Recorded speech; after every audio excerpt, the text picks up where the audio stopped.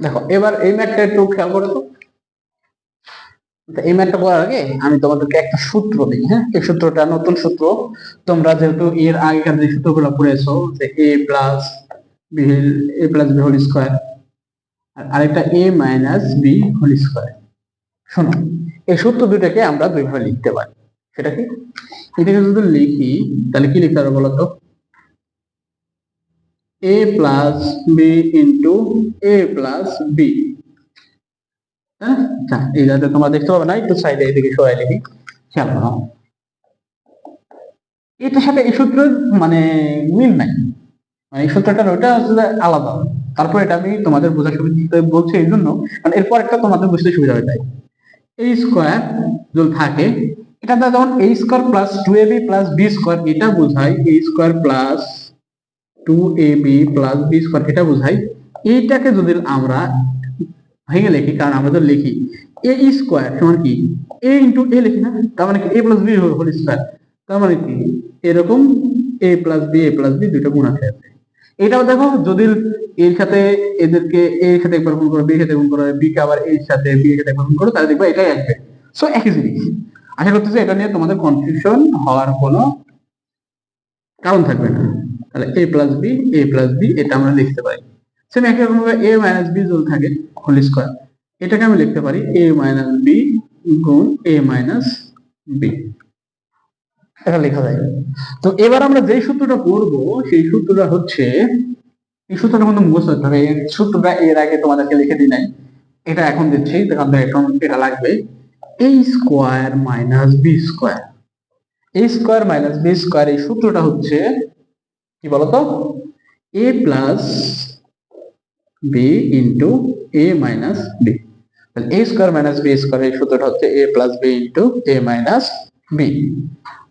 আর এইটাকে যদি আমরা এ ইন্টু এ মাইনাস বি ইন্টু বি এটা যদি লেগে থাকে, তাও কি বলতো? এটা সমান এ স্কোয়ার মাইনাস এটা সমান বি স্কোয়ার, তাহলেও কি এটা এটাই হবে না? এরকমও যদি পজিশনে মানে এই ফরম্যাটেও যদি থাকে, খেয়াল করো, তুমি যদি কোন একটা ম্যাথ যদি এই ফরম্যাটেও দেখো যে একই জিনিস পাশাপাশি গুণ আকারে আছে, তাহলেও কি তুমি সেটাকে এ প্লাস বি এরকম মাইনাস আকারে যদি থাকে, মনে রাখবা এখানে মেইন কনসেপ্ট হচ্ছে এই মাইনাসটা। তোমার এই মাইনাসটাই হচ্ছে এখানে এই সূত্রটাকে আলাদা করছে। এই মাইনাসের জন্য এই সূত্রটা আমাদেরকে আলাদা মুখস্থ করতে হবে, এ প্লাস বি ইন্টু এ মাইনাস বি। এটা থাকলে যেরকম এটা লিখছো, এই জিনিসটাকে আমরা ভেঙে এটা পাচ্ছি, তাহলে এইটার এটা একই জিনিস, এই দুইটা একে অপরের পরিপূরক, মানে এটা যা ওটাও তা, আলাদা কিছুই না। তাই যদি হয় তাহলে এখানে দেখো তো 7529 দুইটা আছে না, তাহলে এটার বদলে আমরা কি লিখবো? 7529। আচ্ছা, আমরা এখানে যেহেতু ধরে ধরে করছি, তাহলে ধরে নিই যে এ সমান সমান 7529 আর বি সমান সমান পরেরটা 75। যেহেতু এখানেও দেখতেছি এটা আর এটা সেম জিনিস, পাশাপাশি গুণ আছে, এইটা আর এইটা পাশাপাশি গুণ আকারে আছে, তাহলে আমাদের বুঝতে হবে যে এটা আসলে কোন ফরম্যাটে বলছে 7519। তাই দেখো তো যে 7529 আবার 7529, তার মানে এ দুইবার আছে। এ যদি দুইবার থাকে সেটাকে আমরা কি লিখি? এ স্কোয়ার। আবার বি যদি দুইবার থাকে সেটা কি লিখি? B square. তাহলে আমরা একটু বোঝার তাগিদে সূত্রের ফর্মেটে ফেলে দিলাম।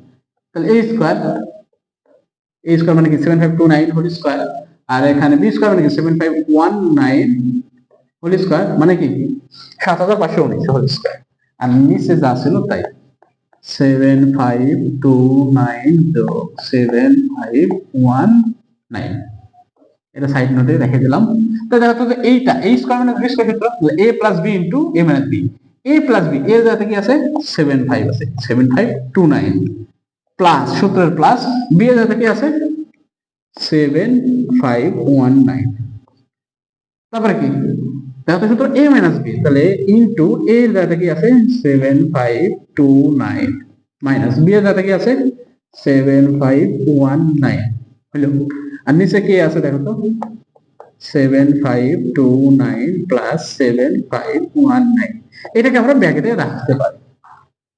তো খেয়াল করো, এখানে 5 গুণন 7 গুণন, এখানে যদি 7 থাকে এরকম আকারে থাকলে আমরা কি করি? গুণ আকারে থাকলে এটা এটা কেটে দিই না, কেটে দিলে শুধু যেটা থাকে সেটা লিখি না। সেম একই রকম দেখো 7+2 9 এইটা আর 7+2 9 এটা সেম জিনিস, তাহলে এই দুইটা আমরা কেটে দেবো, তাহলে থাকবে হচ্ছে 7,529 - 7,519। দেখো 7,529 থেকে 7,500 তুমি 19 বাদ দাও, তাহলে কত থাকে 10। তোমার অ্যান্সার হবে এই 10। আশা করতেছি এই ম্যাথটা তুমি বুঝতে পেরেছো। তাহলে এরকম টাইপ ম্যাথ যদি আসে তাহলে তুমি কিভাবে করবে সেটা মাথায় রাখো। আর এটার জন্য এই যে যে আলাদা যে সূত্রটা, এই সূত্রটা খুব ভালোভাবে মাথায় রাখো, কারণ এই সূত্রটা মুখস্থ করবা। আর এই সূত্রটাকে আমরা কিভাবে এই ম্যাথের ফরম্যাটে নিয়ে আসতেছি সেটা বুঝতে পারতে হবে। বুঝতে যদি নাও পারো তারপরেও চেষ্টা করো, এবং যেখানে বুঝবে না সেখানে আমাকে প্রশ্ন করো। ওকে, আচ্ছা তুলে নাও।